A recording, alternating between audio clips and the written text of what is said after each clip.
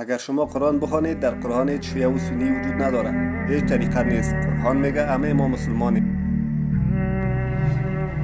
ما خیلی از خواهرها و برادرای شیعه داریم توی این مجالس میان، دوستشون داریم، از صمیم قلب دوستشون داریم. شیعه و سنی که اعمالی و موافق به قرآن و سنت رسول الله و موافق به اهل بیت رسول الله است، علی الرأس و العین، نور چشم من هست، تاج سر من هست. السلام علیکم. نام من هوا شفیع ادریس است. من شاگرد مکتب هستم. سوال من این است که در نایجریا مذاهب مختلف مثل شیعه سنی وجود داره. پس سوال من این است که شما در این باره چی میگویید؟ به خاطر که غیر مسلمان ها در این منطقه کشور نایجریا بسیار زیاد حمله میکنند و میگویند که اگر اسلام یکی است، پس چرا شما به بخش های مختلف یا گروه های اسلامی تقسیم شدین؟ خواهر ما سوال کرد و سوالش خارج از موضوع است. موضوع درباره بخش ها نیست، اما جواب سوالشان که به گروه های شیعه و سنی تقسیم شدیم، چرا به این بخش ها تقسیم شدیم و ما به غیر مسلمان چی جواب بدم؟ فقط یک دین وجود داره و یگانه دین درست اسلام است و یگانه راه پیامبر است. اگر شما قرآن بخوانید، در قرآن هیچ شیعه و سنی وجود ندارد، هیچ طریقه نیست. قرآن میگه که بگویید ما مسلمان هستیم.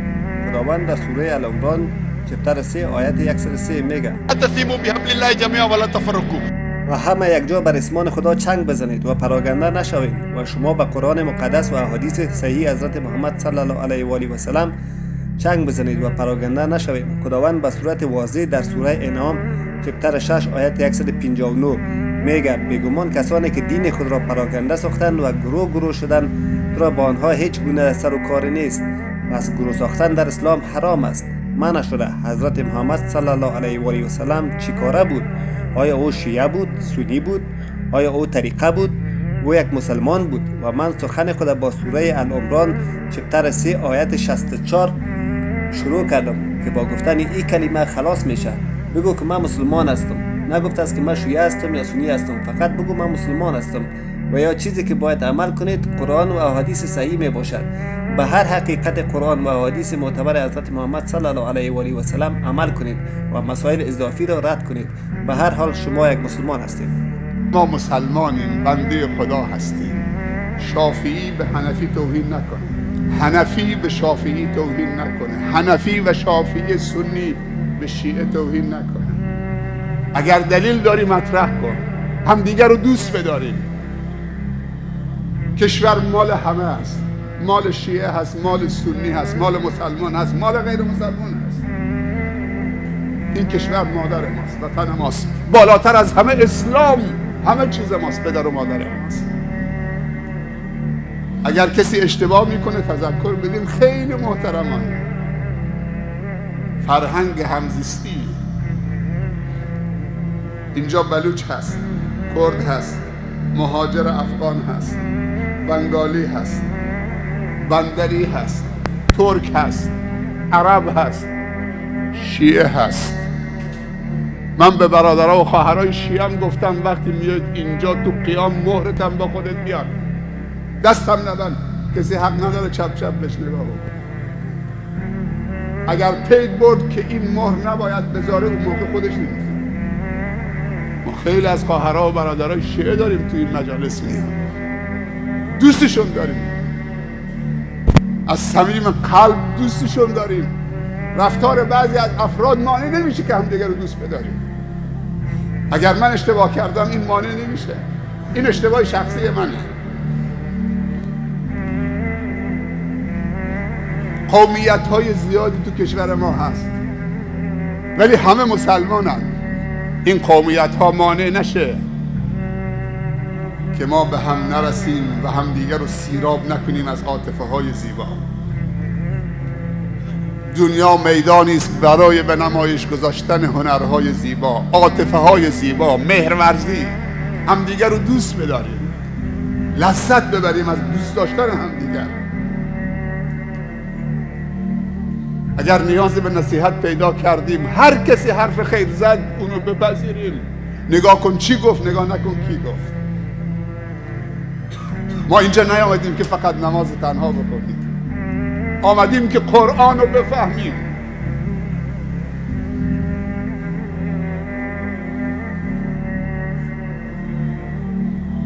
بارها و بارها گفتیم که شیعه و سنی وقتی میگیم فرق اسلامی، ما مسلمانیم. شیعه هم میگه من مسلمانم، سنی هم میگه من مسلمانم.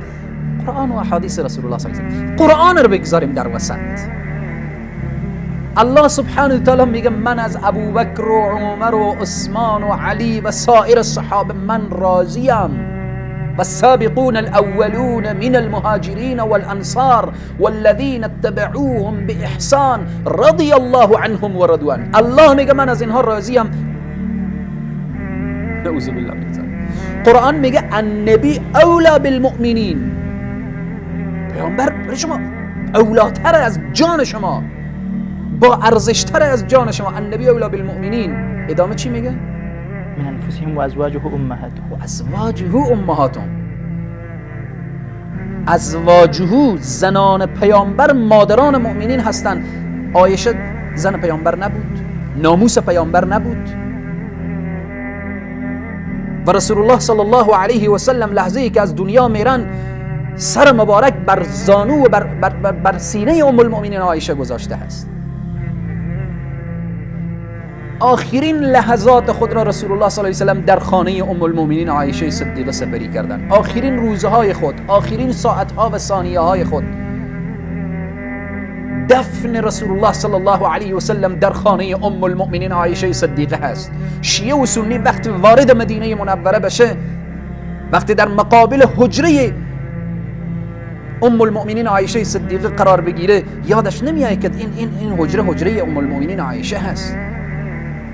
شیعه و سنی وقتی بیایی رسول الله سلام بکنی، مگر بیایی به دروازه خانه ام المؤمنین عایشه صدیقه سلامی بزنی و دست به سینه استاده بشی و سلام بکنی، مگر گدای در خانه عایشه صدیقه بشی تا سلام تو به رسول الله صلی الله علیه و سلم برسه.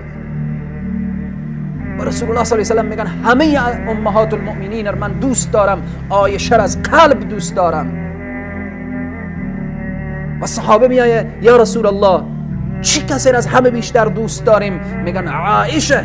میگه یا رسول الله منظور من از مردها بود، از مردها چی کسی را دوست داریم؟ میگن ابوها، پدر عایشه را بیشتر دوست دارم. یک مسلمان لحظه فکر بکنه، مسلمان فکر بکنه، چی شیعه چی سنی.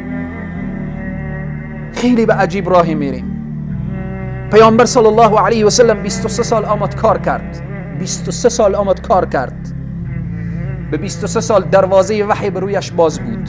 الله سبحانه و تعالی از آسمان بری وحی نازل می کرد. به 23 سال خسرش ابوبکر نعوذ بالله خراب، عمر خراب، عثمان دامادش خراب، ناموسش عایشه نعوذ بالله من ذالک انسان ناشایست، و صحابه پیامبر همه نعوذ بالله به استثناء 5 یا الی 6 نفر همه نعوذ بالله مرتد شدن. مگر پیامبر نتونست یک انقلاب مثل انقلاب حتی آقای خمینی هم ایجاد بکنه؟ یعنی سیاست آقای خمینی، درایت آقای خمینی، فکر آقای خمینی، علم آقای خمینی نعوذ بالله من ذالک از پیامبر هم بالاتر بود. لحظه فکر باید کرد. همه توهین به خدایه، همه توهین به پیامبره، توهین به ازواج مطهرات هست. الیاذ خدا، بترسید از خدا، اتقوا الله، بترسید اشخاصی که به صحابه و ام المؤمنین و به اینها توهین میکنید.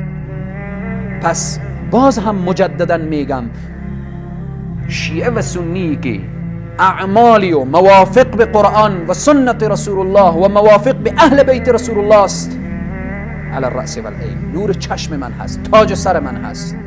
شیعه و سنی که سر و کار به به اصحاب رسول الله و اهل بیت رسول الله نداره، او برادر من هم نیست. او قرآن هم برادر من نگفته، به خاطری که انما المؤمنون اخوه، انما المؤمنون اخوه، مؤمنین برادر یکدیگرن، نه مشرکین. مشرک هیچ وقت برادر مؤمن نمیشه. الله سبحانه و تعالی به ما توفیق بده که عقیده خود، باورهای خود و بالاخره عقیده درست و صحیح و عقیده اسلامی داشته باشیم.